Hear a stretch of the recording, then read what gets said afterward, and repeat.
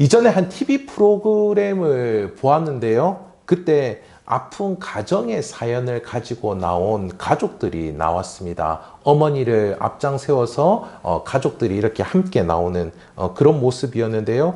이들을 위하여서 정말 그 프로 가수들이 위로하는 그런 노래를 하는 것들을 본 적이 있습니다.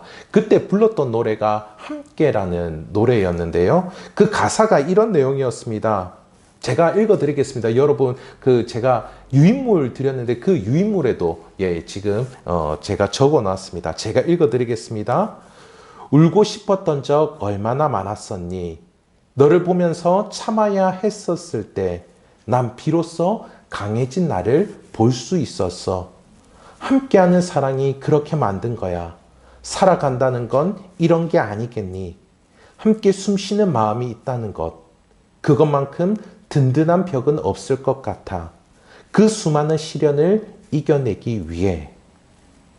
이 노래를 가수가 부르는데 쭉 부르다가 이것이 맨 마지막 단락입니다.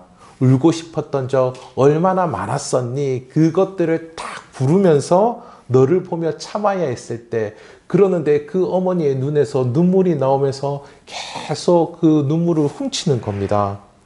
책임을 지고 가정을 이끌어갔던 그 홀어머니의 삶의 무게가 느껴지더라고요. 그리고 조금 있다가 옆에 있는 가족들을 바라보면서 그 가족들의 손을 딱 잡는데, 그 가족의 손을 잡는 그 모습이 앞으로도 너희와 함께 하겠다라는 그런 결심을 하는 것 같이 느껴져서 제 마음에도 아주 크게 울컥함이 느껴졌던 기억이 있습니다. 이렇게 누군가와 함께 한다라는 것, 이 모든 것들은 다 하나님께로부터 온 겁니다. 하나님께서 함께하고 계시죠. 하나님께서 처음으로 사람을 만들었을 때 아담을 만들었습니다. 그런데 아담을 지어놓고 둔 것이 아니고요. 하나님은 아담과 함께 하셨습니다. 그리고 나서 아담과 함께 하와를 짓게 되는데요. 아담과 하와도 함께하게 하셨습니다. 그리고 그 이후에도 마찬가지지요. 지금의 우리와도 함께 한다라고 하는 것입니다. 함께 하는 것. 이것은 그냥 우리가 더불어서 많은 사람이 있으니까 함께 한다라고 생각하는데, 여러분 잘 아실 것입니다. 그 사람과 내가 어떻게 교감하고 나의 마음을 얼마나 나눌 수 있는지. 그래서 이 함께 한다라는 것, 이것이 그냥 사람으로부터 온 것이 아니고 하나님으로부터 출발이 되었다라고 하는 것들을 확인하실 수 있기를 간절히 소원합니다. 특히 예수님은요, 어떤 분이시냐면 우리와 함께 하시는 하나님이십니다. 우리가 함께 이 말씀을 읽은 것처럼 임마누엘, 히브리어인데요, 그것을 번역하면요, 우리와 함께 하시는 하나님이다라고 하는 것이죠. 예수님이 이 땅 가운데에 태어나셨습니다. 그렇지 않습니까? 예수님이 이 땅 가운데 태어나셨습니다. 왜 이 땅 가운데 태어났습니까? 우리와 함께 하기 위해서임을 반드시 기억하실 수 있기를 간절히 소원합니다. 오늘은 그 자세한 의미를 말씀을 통해서 함께 살펴보도록 하겠습니다. 이 임마누엘 예수님은요, 우리가 어려움 중에 있을 때에도 함께 하시겠다라는 그런 의미입니다. 이 말씀 이전에 이사야라는 선지자가 700년 전에 했던 말씀입니다. 오늘 본문은 예수님이 태어날 때니까 그냥 2000년 전이잖아요. 그런데 2000년 전에 이 말씀이 있기 그 이전 700년 전에 이사야 선지자가 했던 말과 똑같은 말씀입니다. 이사야서 7장 14절에 보면요, 보라, 처녀가 잉태하여 아들을 낳을 것이요 그 이름을 임마누엘이라 하리라. 똑같이 말씀하고 있습니다. 이렇게 그때도 하나님께서 함께 하셨다라는 거죠. 그때도 태초부터 아담과 함께 했을 뿐만 아니라 그때도 2000년 전에도 지금도 함께 하신다라는 것입니다. 그렇다면 그 700년 전에 이렇게 말씀을 해주신 이유가 무엇일까 살펴볼 필요가 있을 텐데요. 당시 아하스라는 왕이 있었습니다. 유대의 왕이었는데요. 이 아하스라는 왕이 주변 나라의 공격을 받고 있었습니다. 아람과 북이스라엘의 공격을 받고 있었는데, 그 공격을 받을 그 당시에 나라를 지켜야 하는 그 왕의 마음이 어땠을 것 같습니까? 한 가정을 지켜가는 것, 꾸려가는 것, 그것도 버거운 일인데 수많은 백성들을 지키고 그 살림을 꾸려간다는 게 보통 일이 아닐 것입니다. 그런데 공격해 오는 거죠. 그래서 숲이 바람에 흔들림 같이 그 마음이 두려움 가운데 떨고 있었던 것입니다. 그때 하나님께서 함께 하시겠다라고 하는 거죠. 내가 너와 함께 하리라 말씀하신 것입니다. 그리고 700년 후 예수님이 태어났던 그 현장도 마찬가지였습니다. 그때도 임마누엘, 내가 너희와 함께 하리라 라고 그렇게 말씀하셨습니다. 여러분, 첫 성탄절 한번 생각해 보십시오. 첫 성탄절. 우리 성탄절날 모이면 사람들이 막 기뻐하지 않습니까? 좋지 않습니까? 첫 성탄절을 생각해 보면은 결코 우리 시대에 신나는 캐롤이 있지 않습니다. 예. 결코, 달달한 케이크 있지 않았습니다. 첫 성탄절 때. 예수님이 태어난 곳 어디였습니까? 부모였던 요셉과 마리아가 마구간에서 아이를 놓은 겁니다. 예수님을 놓은 겁니다. 마구간, 세상의 출산을 짐승이 머무는 곳에서 했다니요. 와, 이 너무나 척박한 환경 아닙니까? 요즘에 만약에 이런 일이 있다라고 한다면 인권 유린인이 엄청나게 많이 많았을 것입니다. 그런데 이런 일들이 이런 모습 가운데 있었다라는 것이죠. 그 시대의 어려움을 대표하는 겁니다, 이게. 예. 그러니까 예수님은요, 이런 시대 그 배경 안에서 태어나셨다라는 겁니다. 그 척박한 곳 가운데에 지금도 마찬가지인 줄 믿습니다. 예수님은요, 내가 무거운 짐을 지고 있는 그 현장 가운데에도 함께하고 계십니다. 그리고 심지어 내가 그걸로 인해서 넘어져 있는 그곳 가운데에도 우리 주님은 함께 하시고요. 그리고 심지어는 우리가 부정한 마음을 품고 있는, 그래서 부정한 행동을 하고 있는 그 현장 가운데에도 우리 주님은 함께 하신다라고 하는 거죠. 그리고요, 이 임마누엘 대신 예수님은 우리의 시간 가운데도 함께 하십니다. 여러분, 과거를 생각하면 어떤 이미지가 떠오르십니까? 과거를 생각하면 어떤 느낌이 드십니까? 많은 분들은 과거 이렇게 이야기하면요, 무슨 사연이 있나요? 이렇게 이야기하시는 분들이 있어요. 과거를 생각하면요, 후회가 될 때가 있고 부끄러울 때가 있습니다. 여러분은 어떠신지 모르겠습니다. 근데 또 미래를 생각하면 어떻습니까?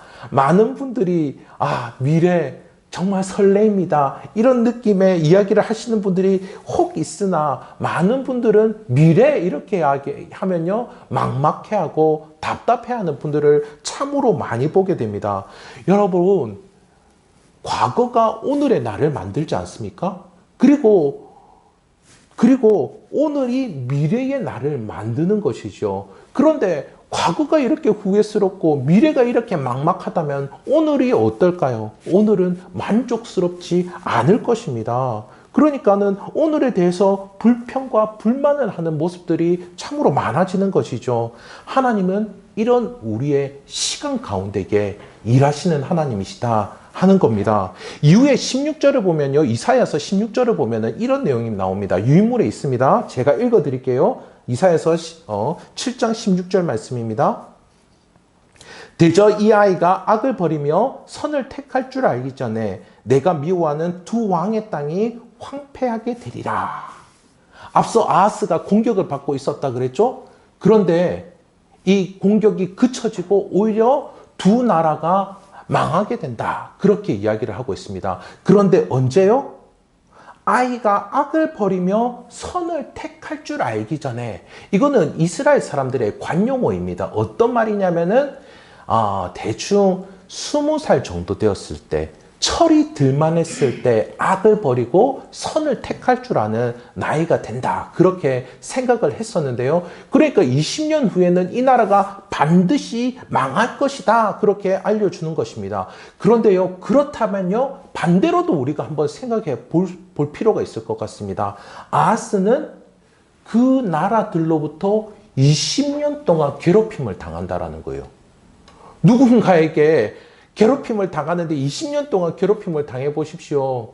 그게 정말 환난 중에 환난이지 않겠습니까?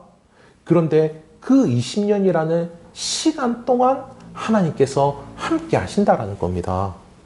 이처럼 700년 후에 예수님도 우리의 시간 가운데에 함께 하시는 겁니다. 그래서 여러분, 이 마태복음, 우리가 마태복음 1장을 읽었는데 마태복음 제일 마지막 장 28장을 보면요, 거기에는 이렇게 나옵니다. 예수님께서 마지막 날까지 너희와 항상 함께 하리라, 그렇게 말씀하고 있는 것을 우리는 볼 수 있습니다. 그렇게 우리 예수님은 우리에게 약속을 하시는 것이죠.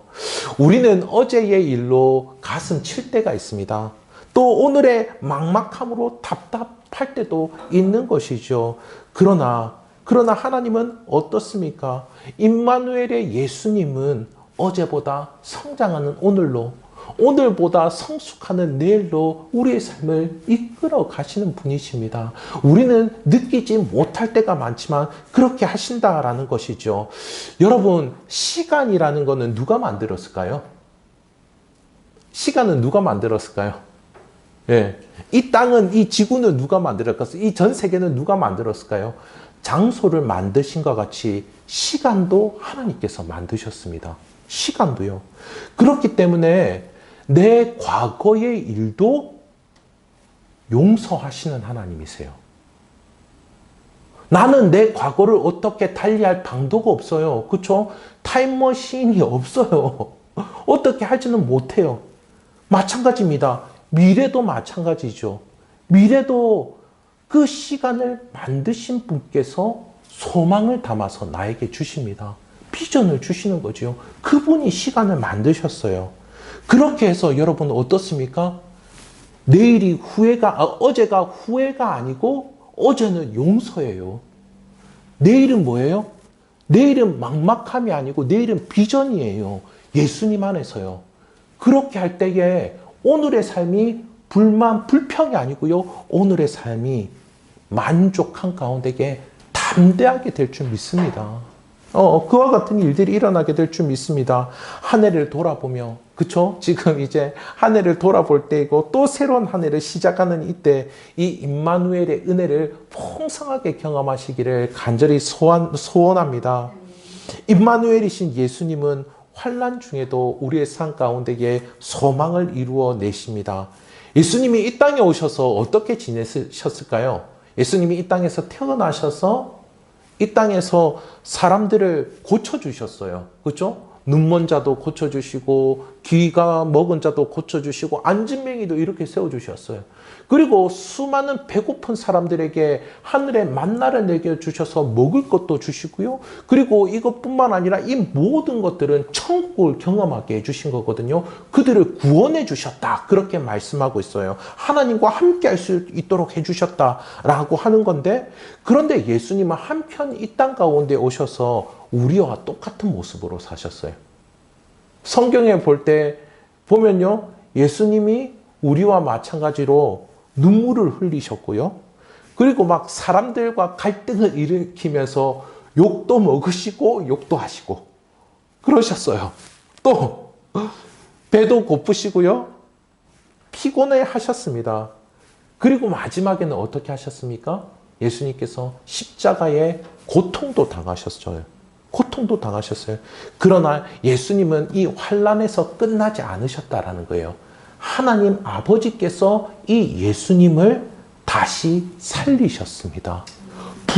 부활케 하신 것이죠. 그래서 로마서 5장 3, 4절에서 이렇게 말씀합니다. 여러분 유인물 보십시오. 로마서 5장 3, 4절에서 하면은 다만 이뿐 아니라 우리가 환난 중에도 즐거워하나니 이는 환난은 인내는 연단은 소망을 이루는 줄 알미로다. 아멘. 여러분 환난이 즐거우십니까? 저는 환난이 즐겁지 않은데, 그런데 즐거워할 때도 간혹 있습니다. 여러분 그 환난이 앞으로 더 즐거워지기를 소망하는데요. 그런데 환난을 겪게 되면요, 보통 한숨을 쉬게 되죠.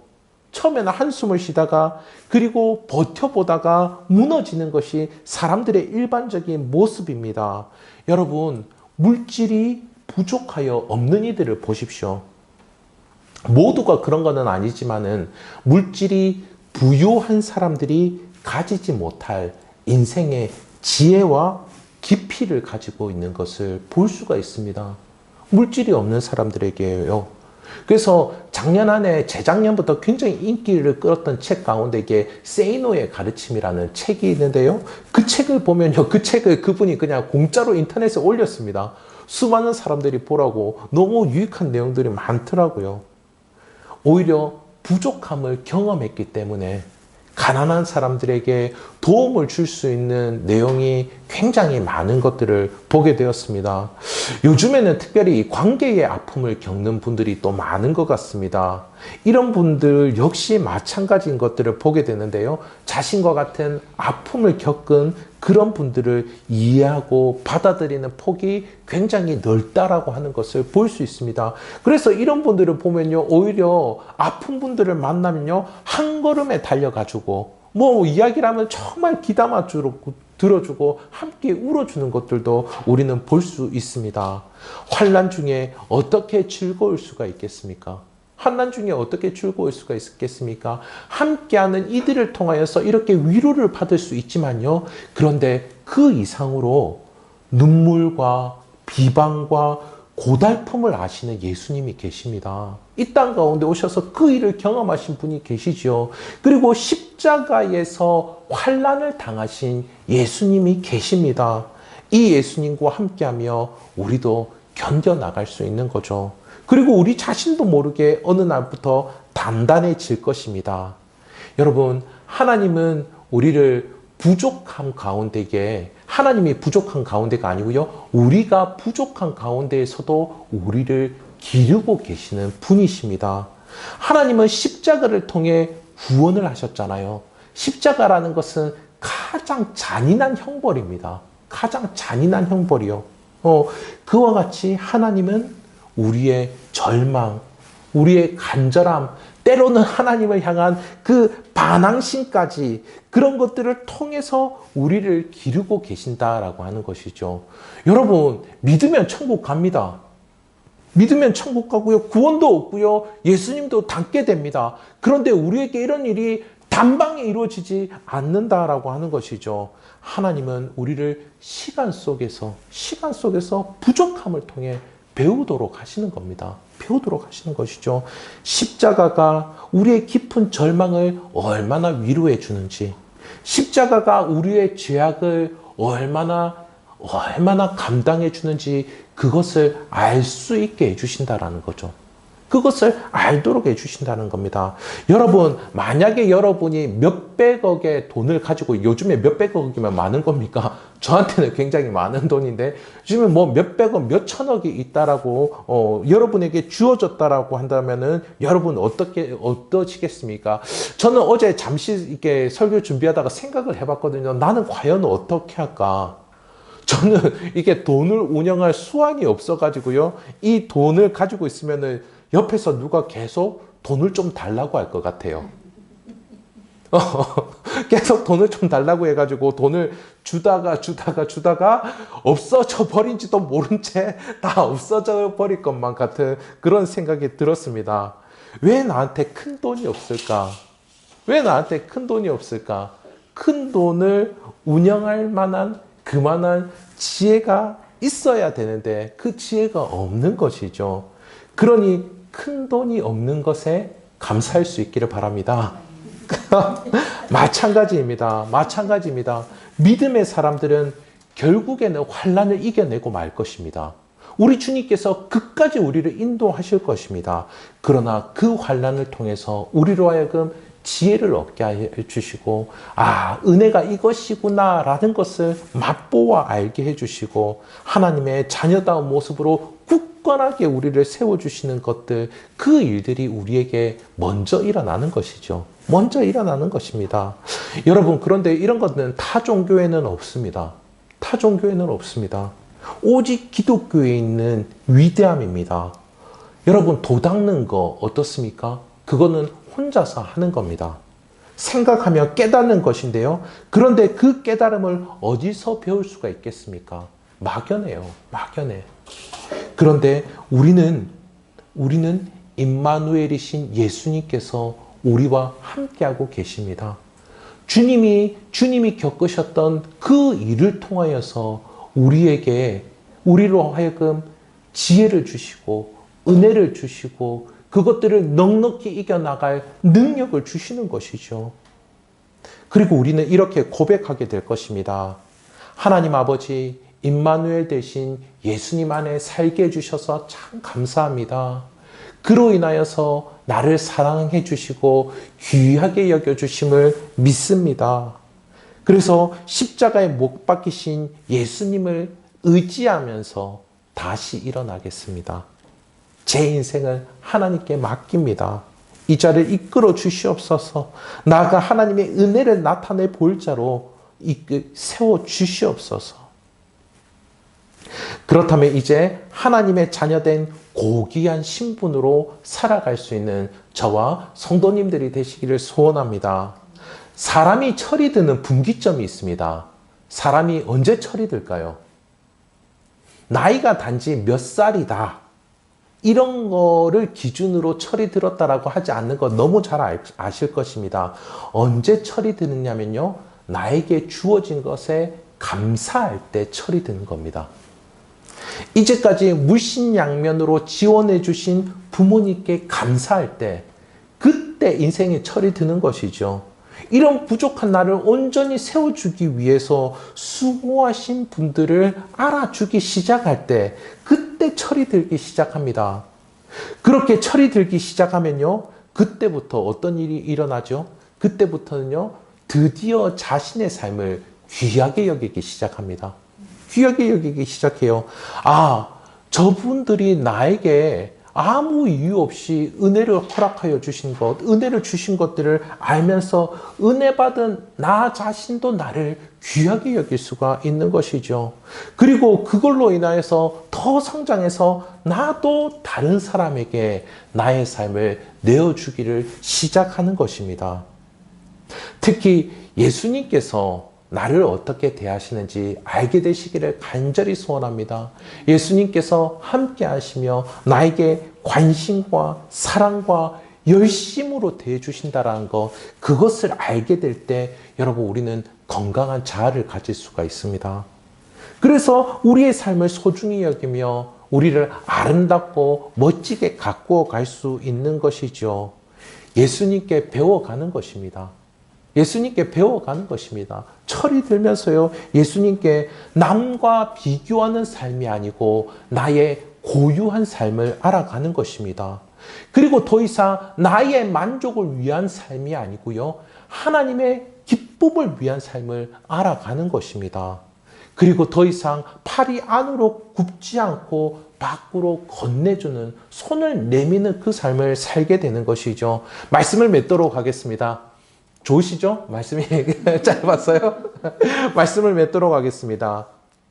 내가 사는 시간과 이 공간 속에 예수님과 함께 숨쉬고 있다고 생각해 보시기를 바랍니다. 내가 살아 숨쉬는 이 모든 순간에 예수님께서 함께 호흡하고 있다고 생각해 보십시오. 어제의 부끄러움과 내일의 막막함을 예수님께서 다 십자가에 짊어지셨습니다. 여러분이 그 모든 것들을 다 우리 주님께서 짊어지셨습니다. 십자가를 지고 언덕을 오르셨던 예수님의 그 호흡이 우리를 살립니다. 그 은혜에 우리는 넘어진 곳에서 다시 일어나며 삶의 무거운 짐을 넉넉히 짊어지게 될 줄 믿습니다. 이 임마누엘의 은혜를 풍성히 경험하시는 연말 연시가 되시기를 우리 주님의 이름으로 축복합니다.